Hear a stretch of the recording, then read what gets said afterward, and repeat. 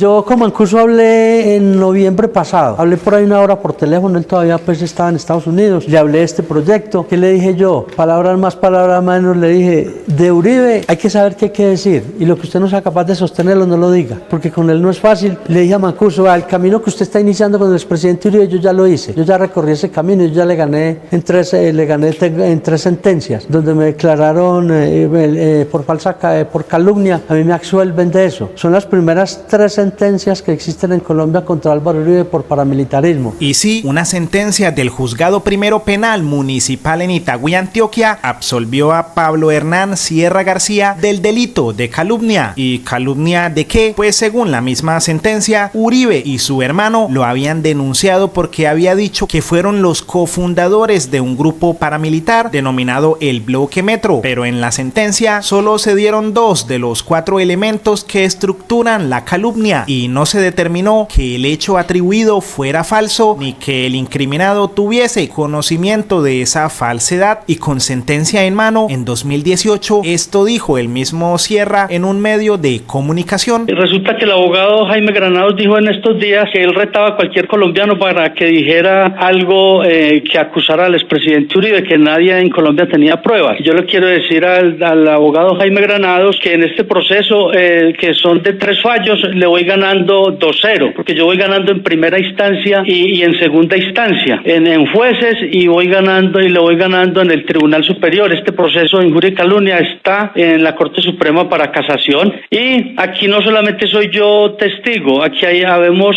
5 testigos que todos pertenecimos al Bloque Metro. Por ejemplo, Wilson Adrián Herrera Montoya, alias Pedro, es un declarante, sentencias pues que fallaron los jueces. Sí. Señor Sierra, ¿usted ahorita tiene o que no voy a tiene? hacer yo en la Corte, tengo una memoria para llevar, ahorita voy a llevar yo a la Corte Suprema, voy a llevar una memoria con unos videos donde está el expresidente Uribe reunido con paramilitares, donde hay unas declaraciones de unos jefes de las autodefensas. ¿Qué dice yo, Julio? ¿Qué es lo que ocurre? Ahora sí me está explicando. Yo soy un testigo. Cuénteme esa reunión, ¿dónde fue, cuándo fue y quiénes estuvieron? Hay un video que es una reunión donde el expresidente Uribe estuvo presente en Puerto Berrío para el año, creo que 98, 99. Estuvo en esa reunión, inclusive en esa reunión estuvo Don Mario, hubo varios ganaderos, estuvo JL, el que era era una reunión de la autodefensa.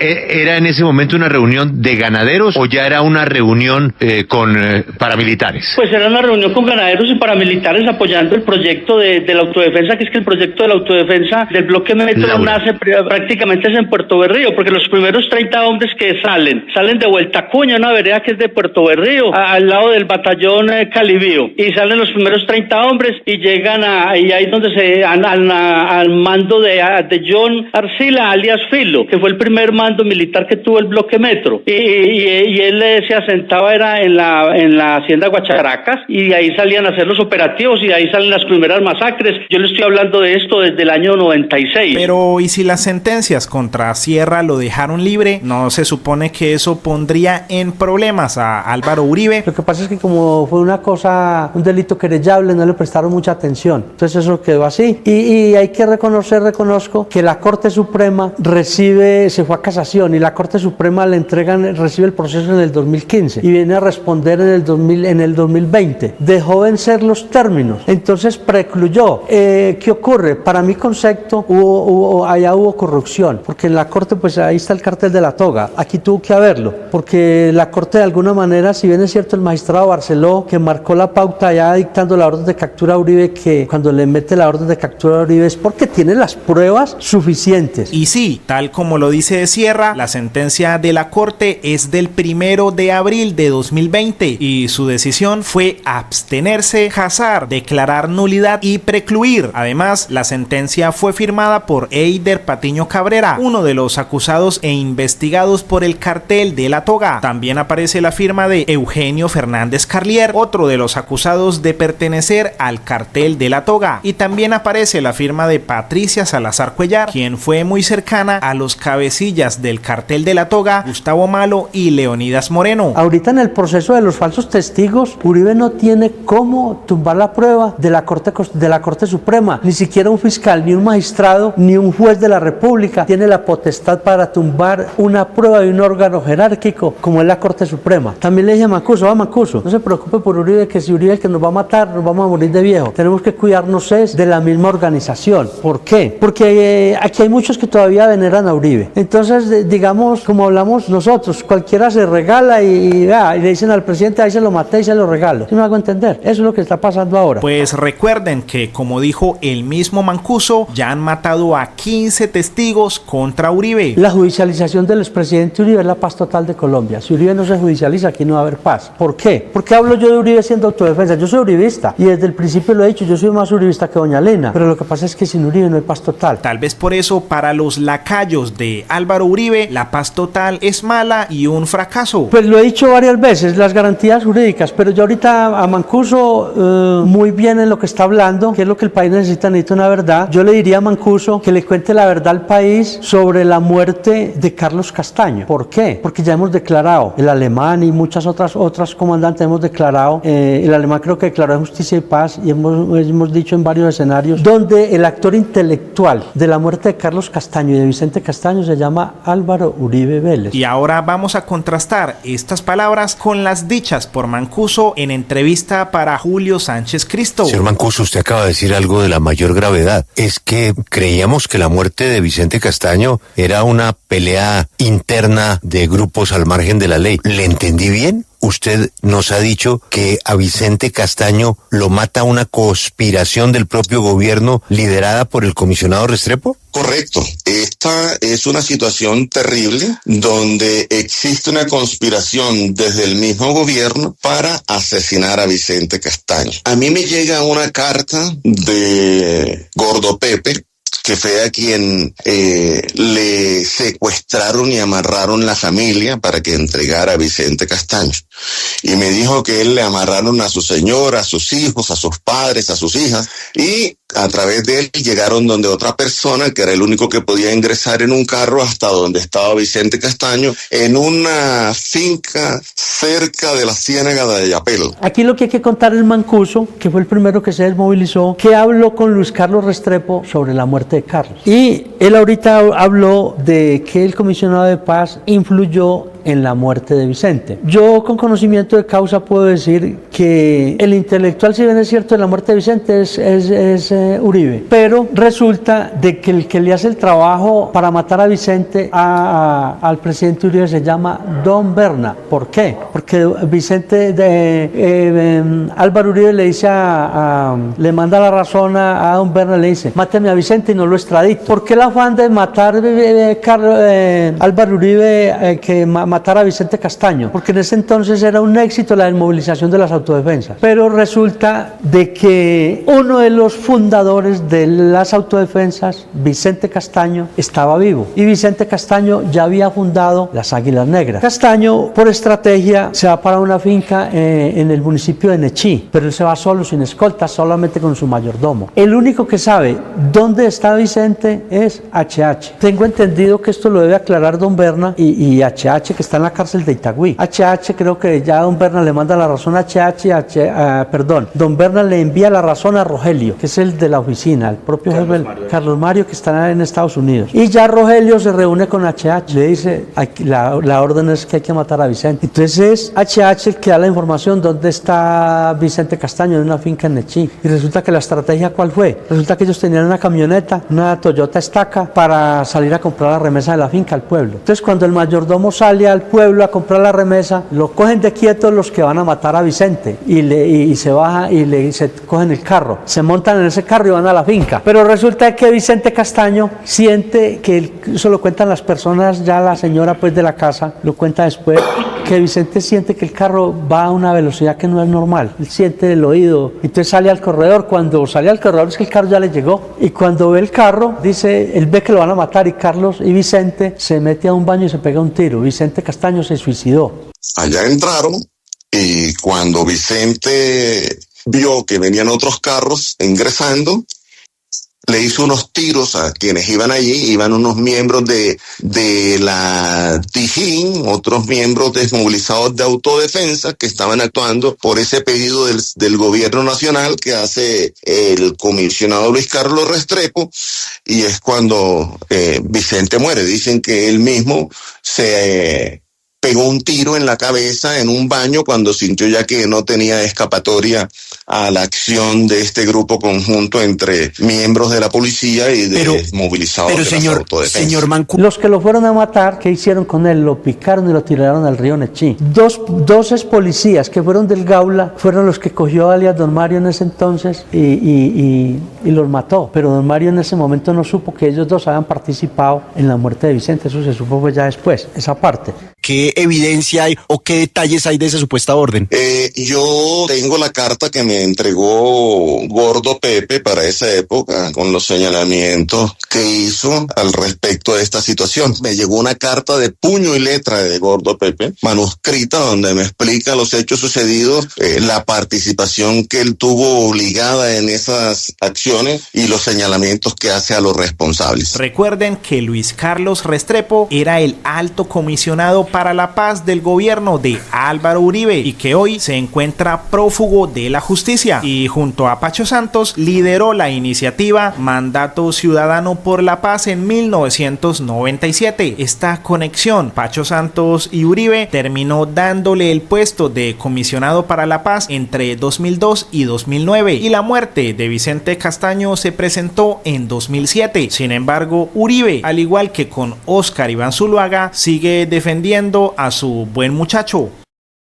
El partido de Fico Creemos en 2023, de acuerdo a la declaración de contribuciones y donaciones, recibió 15 millones de pesos de parte de Juan Carlos Molina Villegas, persona que, según La Silla Vacía, asesoró la imagen de la campaña de Gutiérrez a la alcaldía en 2015 y luego fue contratista de su administración con contratos que superaron los 1.000 millones de pesos. ¡Qué buen negocio! Mejor dicho, plata es plata. En Creemos se le pagaron honorarios a Mateo Gómez Bajos, quien fue director de comunicaciones, y más tarde Bajos fundó a Bajos y Orozcos SAS y le cobró al mismo Fico más de 366 millones de pesos por concepto de propaganda política. Mejor dicho, plata es plata. Y es que Fico se gastó más de 580 millones para publicitar más de 4.500 mensajes para darse a conocer, otra estrategia que le ha costado millones y millones a los ciudadanos de Medellín, con contratos millonarios para Publicaciones Semana de Vicky Dávila, para Caracol Radio, para la FM, para Caracol Televisión y para El Colombiano. Tal vez por eso tanta pleitesía desde estos medios. ¿Sabe qué es lo que más me impresiona de usted, alcalde?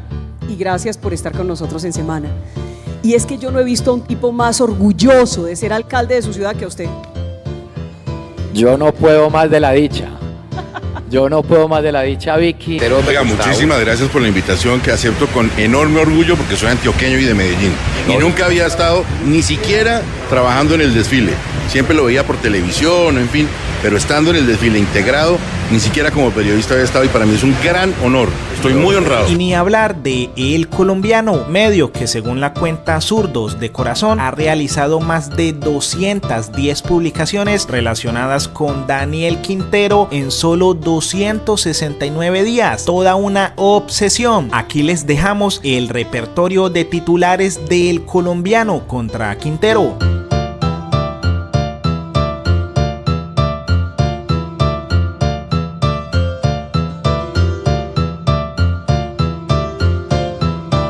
Esta es la gigantesca lista de donantes a la campaña y al partido político de Fico Gutiérrez. En total suman más de 4.162 millones de pesos. Lo preocupante es que en la campaña pasada, de acuerdo a este artículo de Cuestión Pública, Paga Campaña y Reclama Contrato, Fico le entregó todos estos contratos a los que financiaron su campaña. ¿Cómo así? Solo uno de estos contratos, de acuerdo a este acta de liquidación, pagó más de 17.000 millones de pesos. Mejor dicho, plata es plata. Por esa razón, esto decía Gustavo Bolívar. Porque la política se volvió un negocio. Pero entonces de la manera que uno utilice para llegar, es que es de esa misma manera va a utilizar para gobernar. Entonces si uno se rodea de corruptos, pues va a gobernar con corruptos. Se van a robar la plata del distrito y no va a alcanzar para solucionar esos problemas. Si recibe dinero de contratos, contratistas, pues va a tener que trabajar para ellos, y uno no va a poder entregarles contratos a la gente pobre que nunca ha tenido un contrato, a través de una cooperativa, de una capacitación, etcétera. Y sí, al final las alcaldías las ganan son los contratistas, tal vez porque plata es plata. Por eso Daniel Quintero compartió estas palabras. Una profesora de un colegio público de Medellín afirma que el plata es plata de Fico Gutiérrez está llevando a sus estudiantes a delinquir. Concejales la atacan con violencia. Alcalde, no persiga a quienes lo critican. Y agradecemos mucho la intervención que hizo, creo que fue Federico Gutiérrez, fue en su mandato pues que se hizo ese trabajo, y le agradecemos mucho, Quintero, me equivoco. Federico, lo recuerdo, es por plata, plata es plata, que lo dicen todos los alumnos.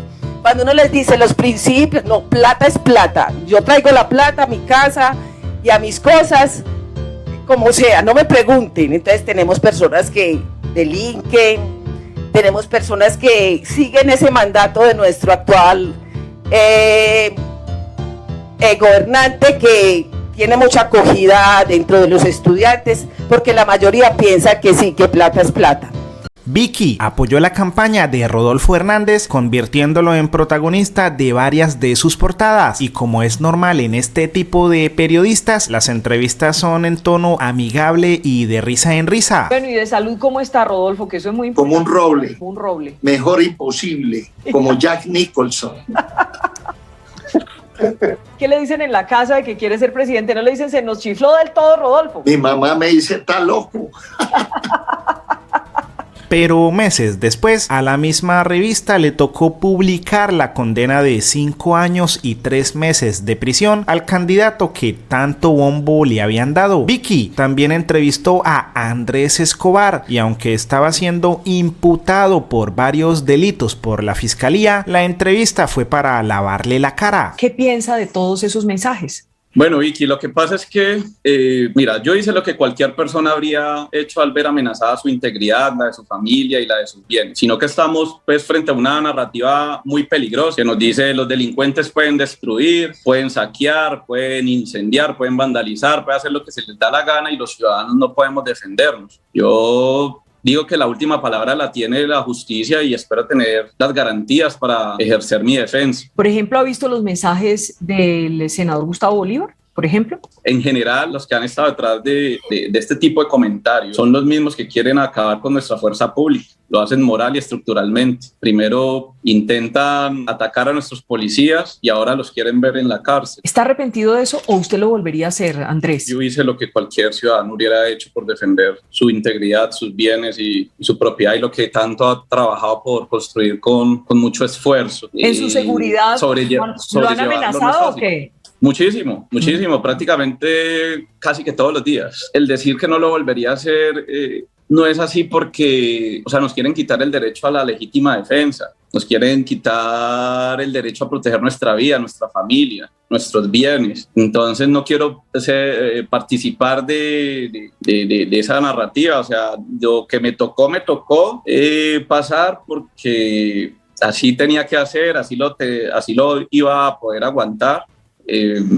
Pero no me arrepiento. No, finalmente no me arrepiento de esa situación. Al final resultó que el entrevistado quedó como víctima y héroe, y la revista lo puso como el nuevo líder del Centro Democrático en Cali. Le celebró en sus titulares frases como la siguiente: hay que sacar los fusiles a la calle para que el ampón lo piense 2 veces, y celebraron su elección en el Consejo de Cali recalcando su lema de defender los valores cristianos. Pero la comunidad poco se comió el cuento, pues así fue sacado de un evento.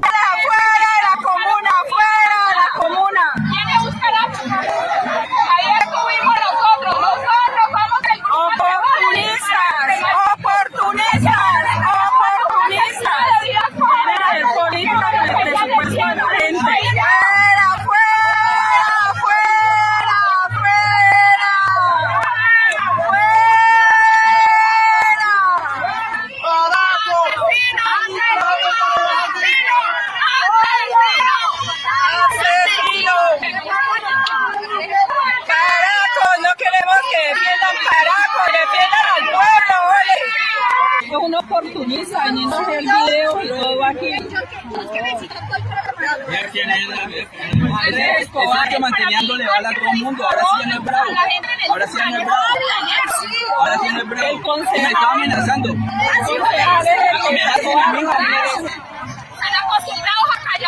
La revista también era feliz haciendo las típicas entrevistas chistosas al hoy imputado Oscar Iván Zuluaga. Música bailable, el merengue, todo lo que es el porro. Esa la maneja mi hija Juliana. A juzgar por lo que ella ha hecho y el número de seguidores y el impacto que ha tenido es muy positivo. ¡Vamos a ganar! Incluso la misma Vicky así defendía a Zuluaga. ¿No le parece una jartera que Montealegre otra vez esté metido en la campaña presidencial? Oiga, ¿qué vaina? ¿Serio van dos? Sí, así es. Claro que ahora no tiene ese mismo poder. Es que la vez pasada era el fiscal general, el fiscal de Santos. Entonces, imagínese usted esa alianza tan dura que tuve que enfrentar. No, lo que pasa es que 2014. ahora está rodeado de gente que trata de defenderlo por el odio a Uribe y al uribismo, entonces trata de taparle. En fin, es que... Pero eso ya es inocultable lo que es él, ese temperamento ya quedó reflejado en esas audiencias públicas. Hasta los jueces lo tienen que regañar. Yo me imagino que a los jueces les debe dar una pereza cuando aparece el exfiscal en esos juicios, en esas audiencias, regaña a todo el mundo. Eso es... Ya el país conoció por fin su talante y su temperamento. Pero y deja mucho que decir, Está como chiflado, la verdad. Excúseme que hable así, pero... Y porque yo no utilizo los términos del señor Montealegre, pero está ya como Lokis. A veces se le ve como una actitud delirante, sí. Sí. Pero por estar defendiendo a estos supuestos delincuentes es que queda como un zapato, pues después a su misma revista le tocó publicar las malas noticias sobre su amado entrevistado. Vicky también era feliz con Ciro Ramírez, utilizándolo para lo de siempre, hablar de expropiación y de Gustavo Petro. ¿Quiere con esto Gustavo Petro plantear una especie de expropiación cuando plantea comprarle las tierras a Álvaro Uribe? Vicky, yo quiero contextualizar muy bien el tema, porque yo lo llamo el Castro-Petro-chavismo. Mucha gente se puede burlar, pero a ver se lo digo, Vicky, para contextualizar a las personas que están viendo o van a ver esto. Chávez llegó en campaña y dijo una cosa, llegó a ser presidente de Venezuela y hizo otra. A Petro no le da vergüenza, porque es que ya sin carreta nos ha dicho qué es lo que quiere hacer. Primero, imprimir billetes, es la gran solución para la economía colombiana. Segundo, que el Estado va a determinar cómo distribuir las utilidades de las empresas o del sector productivo. No lo digo yo, no lo dice el Centro Democrático, lo dijo Gustavo Petro en sus discursos de campaña, porque la ley es para todos menos para él. Él sí puede estar en campaña. Y ahora sale que le va a comprar la tierra a su principal opositor. Llegado el caso, él llegue a ser el presidente de la República, lo cual lo dudo mucho. Yo puedo decir que esta persona no va a llegar a ser presidente. Lo triste para Vicky es que poco después a su revista le tocó publicar titulares en contra otra vez de su entrevistado. Y ahora ni hablemos del plan de la revista para defender a Uribe en el juicio en su contra. Tal vez por eso la abogada Angélica Monsalve publicó esta foto de un perfil en X del exfiscal Barbosa y comentó: por mera casualidad me acabo de enterar que este poca cosa me bloqueó cuando yo ni siquiera sabía que él tenía X. El muy cobarde me tiene miedo. Tengo la firme convicción de que este esperpento junto a Mancera y sus secuaces algún día no muy lejano pagarán por todos los delitos que cometieron desde la dirección de la fiscalía, especialmente por el caso Pacho Malo, y ustedes los colombianos lo verán tras las rejas cuando adecentemos el país tomándonos el Congreso mediante las urnas. Ahí sí no tendrá la pendenciera Vicky Dávila para defenderlo. Sí, esa misma, la defensora de todo lo malo de este país, la defensora de los diablos. Veníamos ya durante varios meses poniendo la casa en orden. Ahorita ya la tarea es llevar a Medellín a un siguiente nivel. Pero ese siguiente nivel no sabemos si es hacia arriba o hacia abajo. Y es que de acuerdo al plan de desarrollo de Fico para Medellín, el alcalde propuso un transporte público moderno, eficiente y sostenible. Y entre los retos de su plan de desarrollo se estableció mantener una infraestructura en óptimas condiciones y capacidades para garantizar el acceso a los servicios urbanos, como el transporte público. En este programa de gobierno se habla de un programa llamado Medellín se conecta al mundo, con el fin de garantizar en la ciudad una movilidad multimodal mediante el mantenimiento y la construcción de infraestructuras para el servicio de transporte terrestre, teleférico y férreo. Y dentro de sus indicadores estaba, por ejemplo, el mantenimiento del sistema lineal teleférico de Palmitas. Sin embargo, aunque Medellín obtuvo mención especial en los premios Lee Kuan Yew World City Prize por la innovación con el Metrocable como primer sistema de transporte masivo de teleféricos en el mundo, esa confianza y lo que era la tacita de plata como que se perdió. El Metrocable de Santo Domingo se hizo merecedor de reconocimientos como el Premio de Ingeniería Antioqueña de la Sociedad Antioqueña de Ingenieros, el honor al mérito inmobiliario otorgado por la Lonja de Propiedad Raíz y el Premio Innovadores de América en 2014. Además, fue determinante para que Medellín fuera elegida como la ciudad innovadora en 2013 por el Wall Street Journal y el Citigroup, pero al día de hoy muchos de los comentarios en redes sociales demuestran inseguridad, tristeza y preocupación hacia este sistema de transporte, pues en junio una de las cabinas del metro cayó al suelo dejando 10 personas heridas. Además, quedaron unas 90 atrapadas en el resto de las cabinas. El propio gerente del metro de Medellín se comprometió a hacer una buena investigación, certificaciones y un exigente protocolo de pruebas. Hemos activado también la investigación de lo ocurrido para identificar las causas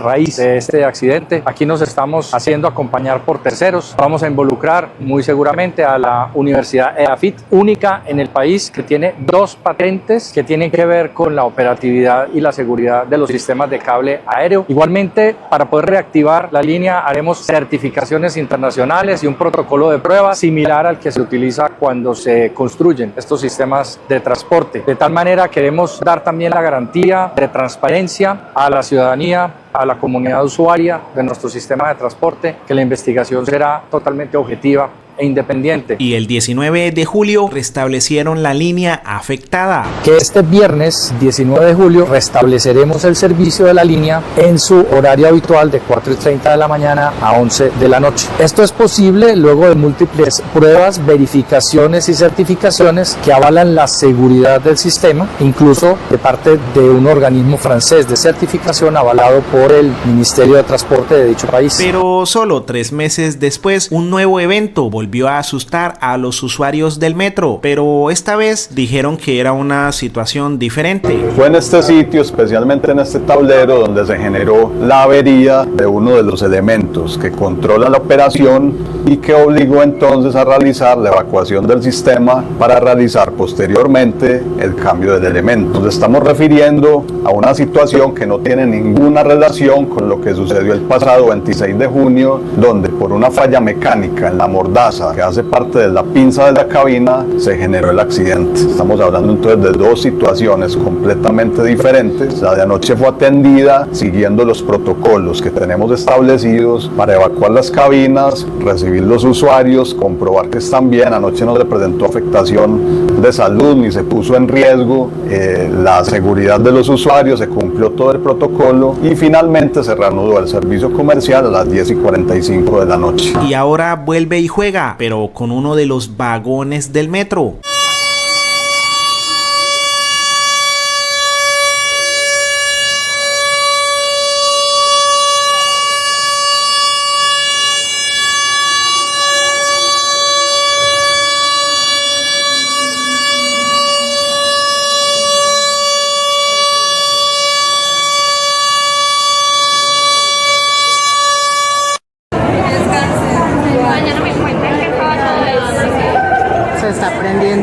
No sé si son los frenos, pero está echando humo el vagón en el que veníamos del metro.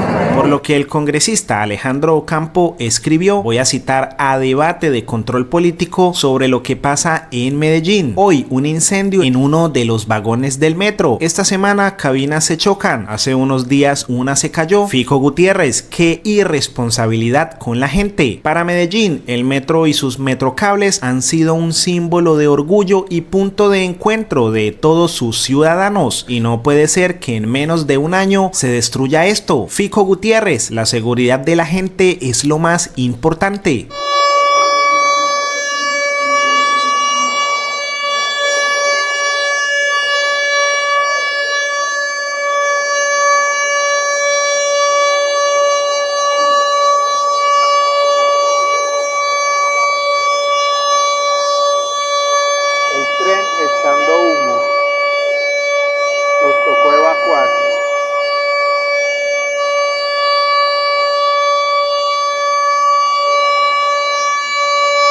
¿Será que en los grandes medios de comunicación sí hay libertad de prensa? Veamos algunos ejemplos. Margarita Rosa de Francisco escribió un artículo titulado Dilema ético en el periódico de Luis Carlos Sarmiento Angulo. Veamos un trozo de la columna. ¿Cómo no pensar en personas más innombrables que el innombrable, dueño de todo el país, que financian las campañas de presidentes como el que hoy nos mal gobierna? ¿Cómo no empezar a gritar que no es el que diga Uribe, sino el que diga el más innombrable e intocable de todos, ese que alguna vez se ufanó de mandar a confeccionar leyes a su medida? ¿Cómo no asombrarse con el monopolio abusivo del sistema bancario que él ha creado y que denuncian constantemente sus clientes por las redes? ¿Cómo no querer que algún día se desarticule esa ligazón infame entre poder económico y poder político que fabrica analfabetismo, hambre, enfermedad y violencia en la vida del colombiano olvidado de Dios y del Estado? Pero es tanta la libertad de prensa que debajo de la columna de Margarita le respondió Luz Ángela Sarmiento, directiva de El Tiempo e hija de Luis Carlos Sarmiento, con una pequeña columna que finalizó diciendo: seguirás siendo bienvenida en El Tiempo para expresarte libremente mientras estés dispuesta a respetar la honra y el nombre del resto de los colombianos. O en resumen, tienes libertad de prensa siempre y cuando no digas que mi papá financió presidentes aunque en el CNE reposen las pruebas, y tampoco puedes decir que él confecciona leyes a su medida aunque él mismo lo haya dicho. Una columna dirigida a Luis Carlos Sarmiento,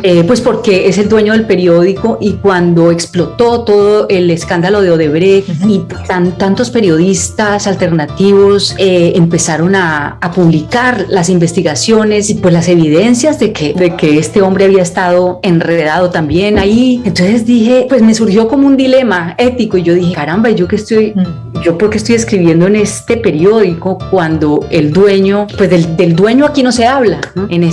Ninguno de mis compañeros aquí le dice de frente a este señor, o le pregunta o lo cuestiona. Y entonces se refirió a eso la columna, y su hija publicó el mismo día que salió la mía, publicó la de ella al lado, diciéndome que si hablaban estos términos acerca de su papá, a quien nunca nombré, pues era mejor que no siguiera. Y entonces ahí ya me salió. Matador también trabajó en el mismo periódico, y en una anécdota que contó en su cuenta de X dijo que cuando se cayó el puente de Chirajara, construido por el dueño del periódico Sarmiento Angulo, hizo una caricatura y la propia hija del dueño lo llamó a jalarle las orejas. Además, contó que desde la dirección le pidieron que ya no dibujara como un cerdo a Iván Duque y que cada vez lo publicaban menos. Lo terrible es que desde el mismo medio defienden una supuesta libertad de prensa, pero tal vez son sus mismos directivos quienes vulneran este derecho a sus periodistas o columnistas. Otra forma de restringir esa libertad de expresión es tratar de tonto o ignorante a quien tiene una opinión o idea diferente. Veamos este ejemplo.